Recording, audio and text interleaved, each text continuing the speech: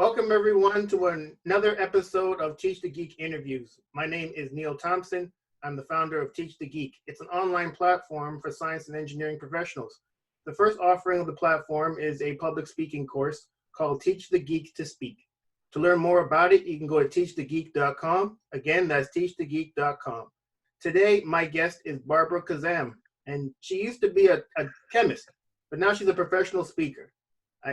I'm really interested to learn more about that transition. And of course, because she's a professional speaker, I'm sure she has a lot of great tips on becoming better at public speaking too.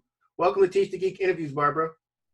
Thank you, Neil. I'm excited to be here. Yay! Yes, and I'm excited for you to be here too. So the first question, where did your interest in chemistry come from? Oh, high school. So in high school, for some reason, chemistry class was the easiest class that I took. Like English, I wasn't good at writing, and I liked math. Math was okay, but for some reason, chemistry was a breeze. I don't know, it just clicked with me. So that's how I first encountered that. Okay. And then for, as I mentioned earlier, you worked as a chemist for a number of years. What was the motivation to stop working as a chemist? Well, okay, so first we can back up a little bit. So I went to college. When I went to college, I actually majored in accounting. Because I don't know about you, but when I was 18, I didn't know what I wanted to be when I grew up. So I thought, oh, well, accounting, that's a good career, right? So I took 1 year of accounting and I wanted to kill myself. And then, so that's freshman year. And then sophomore year, I'm like, well, what do I do now? So I took an acting class, and I took all these like social, what is it called? Social studies or something. Okay. But then I took another chemistry class, and I was like, oh yeah, I remember chemistry. So then I majored in chemistry. Here's the issue though, Neil. I didn't look beyond that. I didn't look beyond a 4-year degree. Like what can you do as a chemist with a 4-year degree? I didn't look into the future. So I didn't realize if you have simply a bachelor's degree in chemistry, you're basically a lab tech.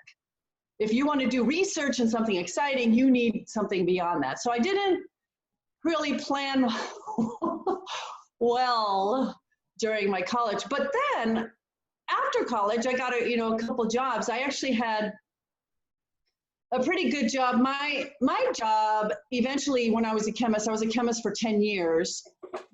I was an applications development chemist, which meant that I would work on different manufacturers' instruments, creating reagents. My company created the reagents, and we would make them work on different manufacturers' instruments.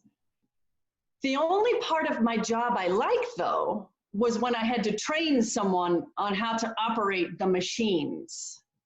And I loved doing that. I loved teaching, oh, here, push this, and then they got excited, and that part came easy to me, but it was only 10% of my job. So I kind of knew I had a knack for it in that position. Oh, okay. Just like when you were speaking, just like you, when I was 18, I had no clue what I wanted to do as an adult either. So so my father told me to study engineering. So that's what I did. All right. Awesome. Luckily it worked out. I wasn't too upset about it, after the fact, but man, it would have really sucked if I hated engineering. But yeah, you're absolutely right. I guess it's really important to have that kind of foresight, because you finish with this 4-year degree and then you realize, oh wow, I guess my prospects aren't as expansive as I thought they would be. That's right. That's right. So you said 10% of the job was the actual part you enjoyed, and that was training others. What gave you the actual motivation to then leave chemistry altogether, leave work as a chemist altogether, and become a trainer? I guess a trainer. Yeah. Well, that story is kind of long, but okay, here we go. I'll make it quick. All right. So when I was a kid, the last position that I had was pretty cool. It allowed me to move to San Diego. I was living in Santa Clara University, but I had a position where I was a tech rep. So I had a territory of San Diego and Arizona, and I would travel around to different customer sites, making the equipment work and training things. So it was a great position, but it still just wasn't, my love. So I realized I have two options. The only option really to move up in the company was to go into sales. But I set a goal for myself one year when I was in this position. I said to my boss, I want to be in the President's Club. And I don't know if you've heard of this, but in my company, the President's Club is where they take the top performer from every department, and it's like, the employee of the year or whatever. And that person gets to go somewhere like Bermuda for a week with a loved one, which for me at that time would have been my mother. So I said to my boss, I want to be part of the President's Club. What do I need to do? And he said, oh, you need to do these three things. Boom, boom, boom. So the next year I did those three things. Boom, boom, boom.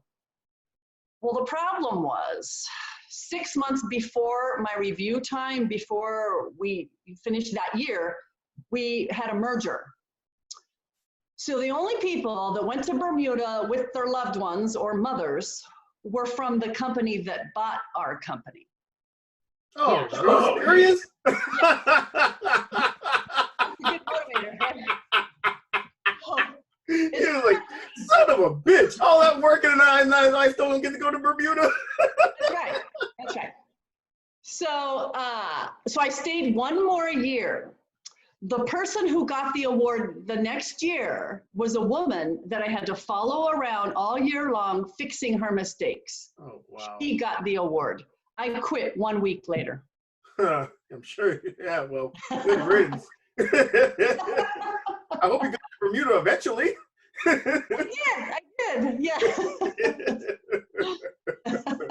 Wow, that's crazy, man. So then you quit that job, and then what?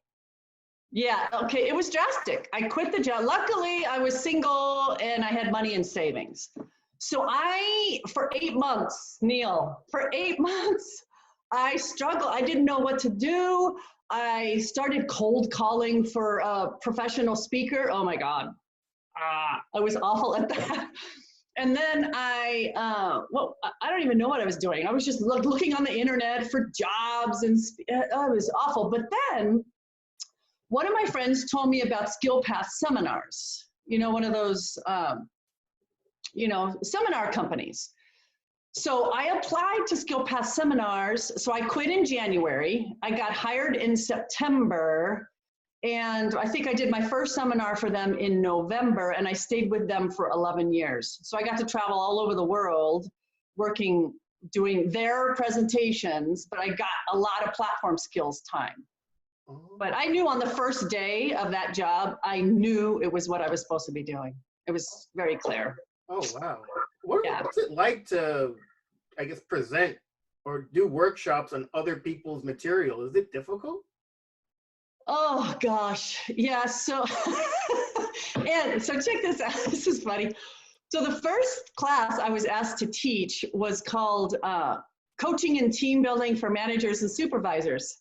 Guess what, Neil? I've never been a manager or a supervisor. So I'm like, oh, okay.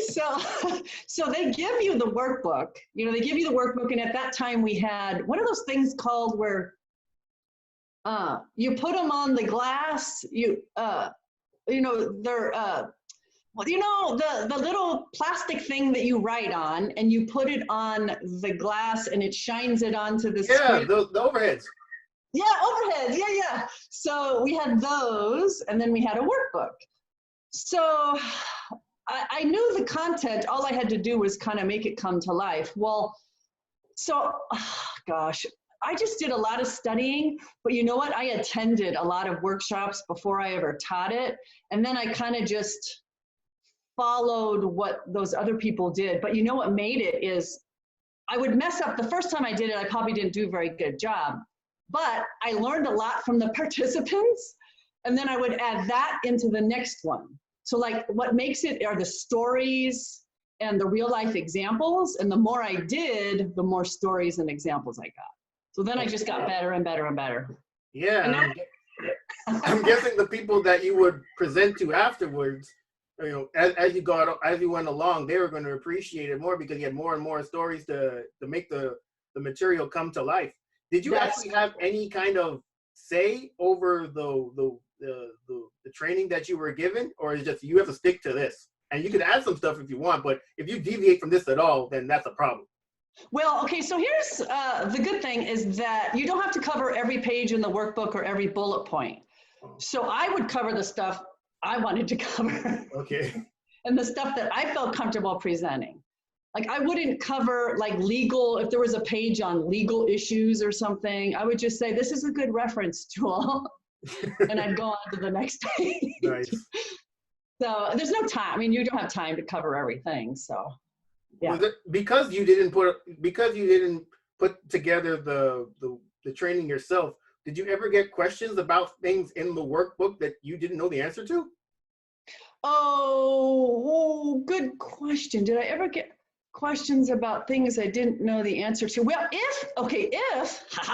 when I first started, if I got a question I didn't know, I would turn it back on the audience. And I would say, wow, that's a great question. You know, I don't want to hog the stage. What do you guys think? Wow. And then while they're talking, I would either agree or I would say, oh, you know, well, here's another one, you know, yeah. Wow, that's genius. And the people in the audience, they're more than happy to put up their hand. Yeah. They're like, oh yeah, I know. That's hilarious. Yeah, it's good. Wow. So I know, you know, in addition to the work that you did with SkillPath, I mean, do you do trainings that's based on your own type of material? Oh yeah, now I do. I stopped working with SkillPath in 2010, and since then, so the last 10 years, I've been doing my own stuff. Okay. So that's even better. Yeah, and the stuff that you present on now, what are the topics? Oh, my main topic. So I call it my bait. My main topic is customer service. So people normally hear about me because of customer service.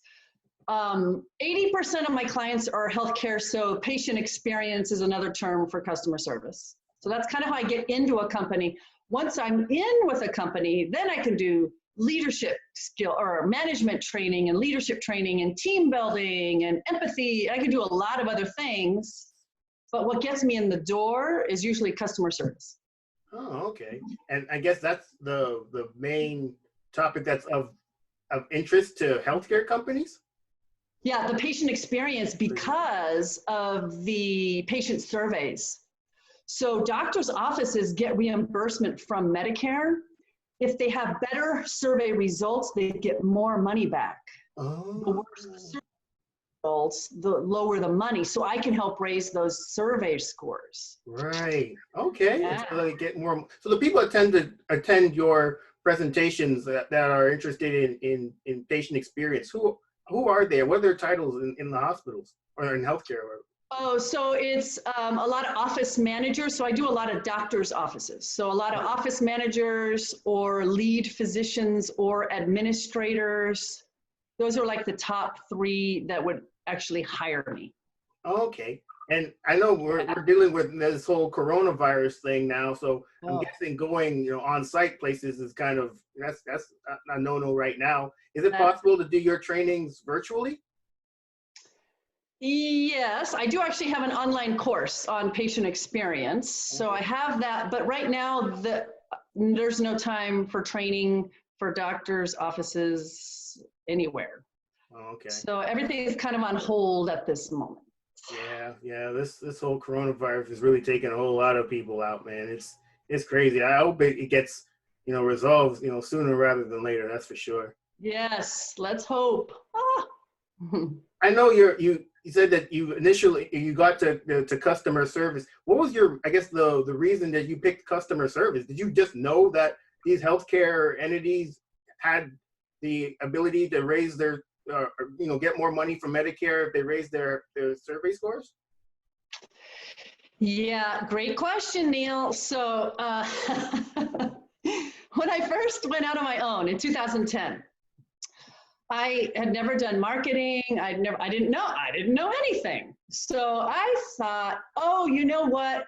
I'm going to do presentations on attitude, because attitude is so important in that, and everybody needs a better attitude. And so I tried doing, I had my last name is Khozam, so I had Khozamitude and Zamitude, and I had don't be a dramatude, and are you a technotude? I had all these tudes. And then I hired a speaking coach, a very successful speaking coach. And he's like, I hate to tell you this, nobody hires attitude talks. Like, they're not going to pay for an attitude talk. They will pay for customer service, leadership, and communication. Pick one. So I picked the customer service because it's attitude, just with a different term. But I've always loved customer service. I'm obsessed. If I get a good experience, I tell the manager. If I have a bad one, I write a blog post. So it kind of just was a natural flow for me, really. Oh, okay. And has doing presentations on attitude ever come up afterwards? I know you said that, you get into these organizations with patient experience, but then you said that there's the opportunity to sell them on other presentations afterwards. Do you ever pitch them attitude? No, but I incorporate attitude into my first presentation. My customer service or a patient experience, it's in there. So I don't actually say that this is a segment on attitude. It's just in there because it's so crucial to everything. Yeah. Okay, that makes sense. So, yeah. I know you've been doing public, you're being a professional speaker for a number of years now, but when you first started, was that something that I know, and you also said you did training, 10% of your job as a chemist was training, but when it comes to public speaking, were you always good at it? And if not, what'd you do to get better at it? Was I always good at it? That's a good, well, I knew I had a knack for it. The first time I gave a presentation to a large group of people was at my high school graduation. And I remember I was super nervous, but when I was done, I was like, wow, this is what I want to do. And then what do? I go to college and major in accounting. Yeah, that's smart. So I knew I had the knack, but with SkillPath, we didn't really get trained on how to do it. But I think just over time, you do it 6 hours a day, and we would work 10 to 12 days a month. That's all you can do, really. And so I think just over time, I got the experience. But in 2010, I joined Toastmasters. So that sounds weird. I had joined it 10 years after I started. But Toastmasters really helped me hone my skills. I didn't realize I was pacing back and forth. And I talk really fast. And I would use and I use and all the time. And so they really helped me get even better. And like dealing with the crowd and the audience and answering questions, and they made me even better with all that stuff. Nice. Yeah. One question I just thought of that I didn't ask before. So the trainings that you do with your company, what do they look like? Are they like workshops where people like sit and actually have to do activities, or is it just you talking and then they go away, or like how's it work? I would never just talk at people. Oh, I would kill myself. No, mine are always interactive. I always have them talking to each other or doing it. It depends. A lot of my staff trainings are only 2 hours. That's all staff can take. Managers, I do like 4 to 6 hours, but all of them are interactive. All of them have exercises. People can't sit, people can't sit for more than 7 minutes without having something to do. So yeah, I always have them doing something. Talking, standing, something. Nice. And then something else that I was thinking about. So the people that actually attend your trainings, are they attending voluntarily, or is this what they have to do? Oh, wouldn't that be nice? No, most of them, it's mandatory. Oh, and I love that. They come in and they're like, they're all pissed off. Yeah, I would think. Oh, but my favorite thing is before they leave, they're smiling and they're interactive. That's my favorite thing, is when I can turn a frown into a turn that frown upside down or whatever. Yeah, that's it. And then one other thing that I was just thinking about. So when you approach these these organizations to do trainings with them, who are you approaching in the organization? Well, so I would have to say, and this is one of my weaknesses, marketing is one of my weaknesses, but 95% of people that hire me have already seen me speak somewhere else, or they're a referral. Okay. So if I were to approach, and I've tried that, you know, cold emailing and cold calling, and I'll go to office managers. I have to go, it's either an office manager or an administrator. Okay. Usually they're monitoring the survey scores, you know, and they're aware of if there's an issue or not. So I will go to them, but it's really if they see me speak. Sometimes they'll see one of my videos and they'll be like, oh, I need you to come in. But most of the time it's a referral or they've seen me. Okay. And then when it comes to, you know, doing presentations, do you have a process for that? And if so, what is it? Do I have a process for doing a presentation? Yeah, for putting it together. Well, most of the time it's going to be, okay, so I have like a standard patient experience 2-hour session, and then I have a manager 4-hour session. But how I tailor it is I do mystery calls, because my thing is customer service. So I pretend like I'm a patient and I'll call in, I'll do mystery calls. Sometimes if they're close to me, I'll do a mystery patient visit. So I'll actually go in and act like a patient from start to finish so I can experience them. I'll also interview employees or people attending. I'll interview them on the phone for like 15 minutes and just find out. I want to listen to their language and their lingo. Do they call patient? Do they call them patients or members? Like I did a presentation for an apartment complex, marketing managers, and they called them residents. They don't call the apartment complex a complex, it's a community. Because if I use the wrong word, they shut down. And they don't listen to me, they won't implement. But if I use the right terminology, if I use their examples, oh, now I'm one of them, and then they'll take more information. They'll take it back and they'll implement it. Pretty cool. Okay. And when it comes to presenting, do you ever get nervous? And if so, how do you deal with your nerves? Always. I always get nervous. I don't think that ever goes away. I kind of think that if you don't get nervous, you're not present or you're not vulnerable or something. Like if you're just kind of going up there and blah, blah, blah, I think that's a problem. I think a little bit of nerves is good. It kind of keeps you on your toes, right? And then I just, I do a lot of visualization. So I'll just, before I go out there, I, jump up and down a couple times and I visualize laughter, even though their faces are, angry at the moment. Right. But I'm like, oh, they're going to leave happy. Come on. Whoa. So I got to get myself physically ready, a couple jumps up and down. Whoa. I got to get myself ready before I can get them ready. Yeah, absolutely. And I firmly agree with you that if you're not nervous, that's a sign that you don't care about what you're talking about. Yeah. I think you need a little bit of that. Yeah.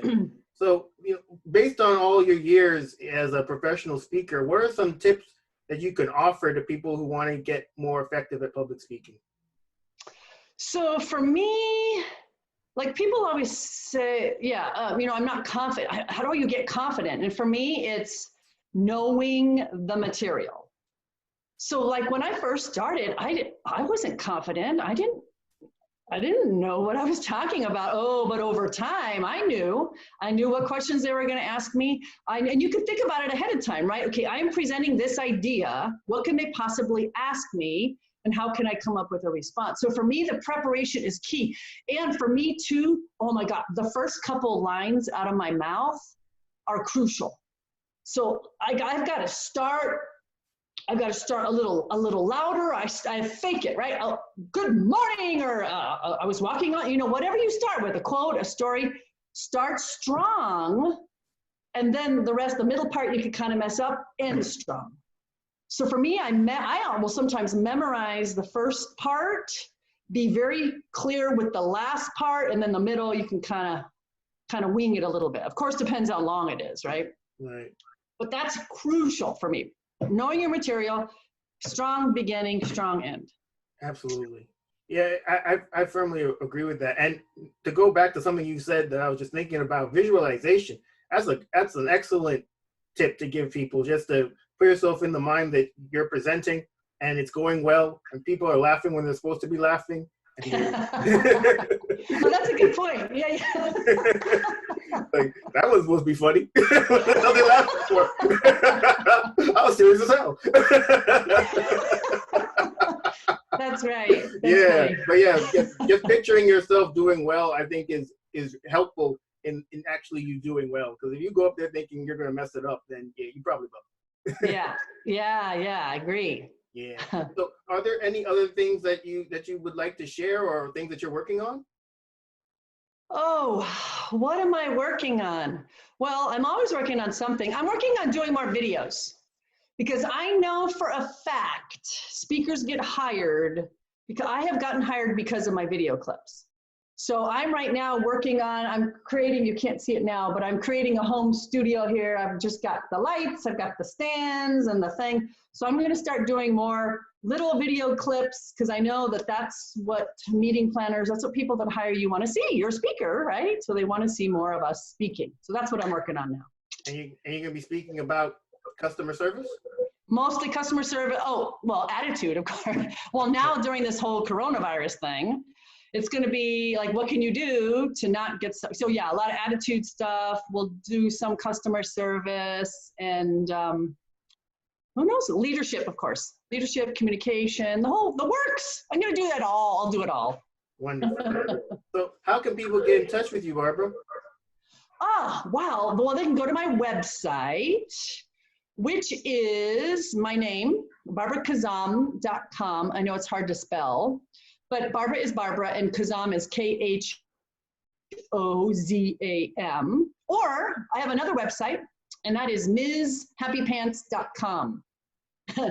So mshappypants.com. That's easier to spell. Oh, okay. Got it. Well, everybody, that marks the end of another episode of Teach the Geek interviews. My name is Neil Thompson, founder of Teach the Geek. It's an online platform for science and engineering professionals.